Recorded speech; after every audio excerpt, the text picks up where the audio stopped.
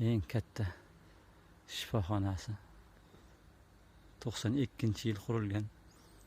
O'zimiz necha marta yotganmiz.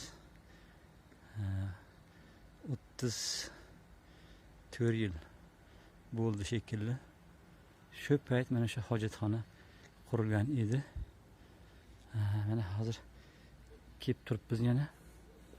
Kirgan odamni buni ahvoli ofshi hammasi to'lib qolgan. Hojatxona liqfish. Agar buni hidi telefondan tarqaganga O'zbekistonda hid bosib ketaydi. Nahotki shuni bir yangilashdi iloji bo'lmasa. Afsus. Kirgan odamni ustidan 1 soatgacha hidi ketmaydi hojatxonani. Iltimos shu hojatxonani ham yangilanglar.